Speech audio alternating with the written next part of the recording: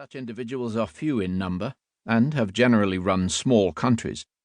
He might go on to become omnipotent and unassailable, but in Xi's China, lacking institutions of constraint and consensus, one of the main surprises as the years roll by is likely to be policy or political instability.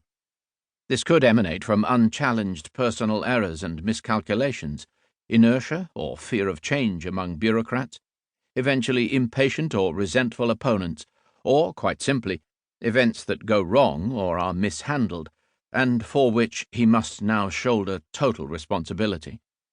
Nothing is assured, and we have to learn much more about the domestic politics of China and the consequences of Xi Jinping to integrate better our understanding of its prospects and how to interact with both him and it.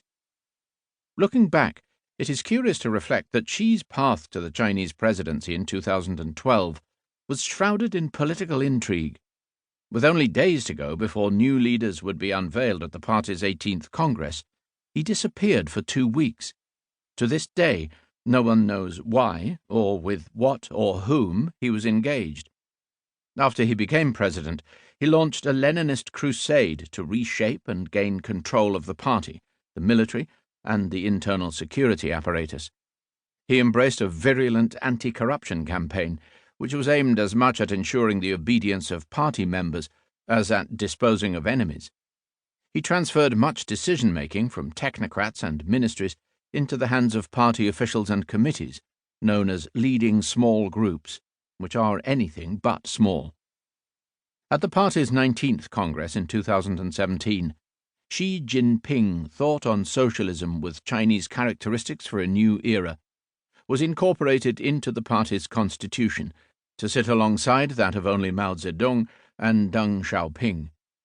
The Congress was remarkable for this outcome, and it is important to understand that this allows the pursuit of communism and Marxism to achieve a great unity in the Chinese tradition, where everyone's needs are addressed and met.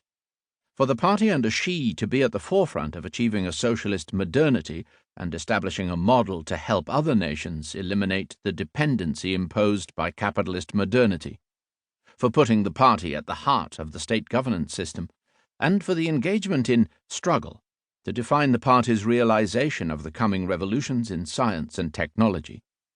Xi Jinping thought, therefore, occupies a special place in modern China. In 2018, the state constitution was changed to remove the requirement, introduced in 1982 to institutionalize the orderly succession of leaders, for the president to be limited to 2 5-year terms. It also incorporated a new National Supervision Commission, which, reversing decades of formal separation, unifies the power of the party and the basic elements of the justice system, and extends its authority to all public servants, whether or not they are party members. This was part of the biggest overhaul of state institutions since 2003.